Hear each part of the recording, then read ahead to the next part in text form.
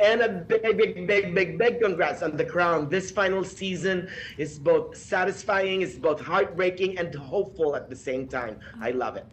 Thank you Thank so you so much. much. That's great. You're so welcome. Let's begin with you, Miss Meg. Fantastic as Kate Middleton. In your research, what's the most interesting aspect about Kate that you found out? Ooh, well, watching her was the most useful thing for me because you get kind of the full whammy, if you will. You get her voice and her movement and how she, I guess, tailors her interactions to each individual. You know, that was really helpful. But the voice was probably the most interesting because I assumed that it would be pretty similar because we grew up in the same area, but actually there's so much that's different in terms of tone and pitch and just, you know, little habits that she has, and that was really fascinating to work out. Oh, what about you, Ed? Prince William. What's the most interesting aspect about the prince that you found out? Oh, I mean, like, how Peter went about writing it made a lot of it incredibly interesting. And I think the relationships as well, and how he wrote the relationships between each character and the differences and the nuances between that, and then really, like, you know, using the research but also your imagination to really like connect those dots and making them sit in a place that's truthful for you, and almost sort of like trying to meld the character that Peter wrote and myself into this sort of beautiful place, well, tried to anyway, where you sort of feel it truthfully as you, and you're not doing an impression of someone, you're not thinking, oh, this is how he would say this. Obviously, of course, you're doing a lot of vocal training, but you're trying to make it sit truthfully with you and have like impulses to speak because it affects you. And I think that was going through that process was incredibly interesting. Oh, what about you, Mr. Luther? Prince Harry. What's the most interesting aspect about Prince Harry that you discovered? So many aspects. Too many aspects to put into one answer. Yeah. I think like you were saying, I think what in a way is, because obviously you do all the research and then at some point you have to let go of it.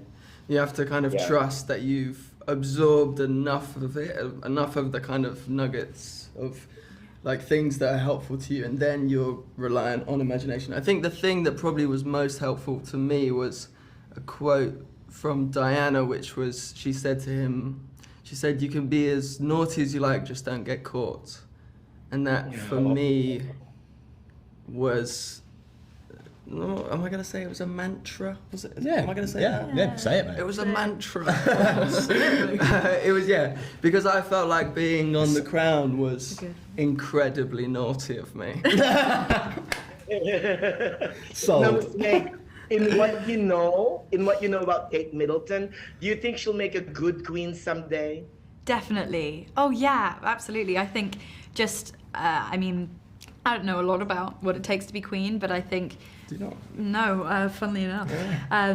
But I think, you know, being able to connect with people from all walks of life is so important. And I just think she's so strong and so warm, and I think these are all qualities that would make a great queen. So I'd Now, Ed, describe the love between Diana and her kids.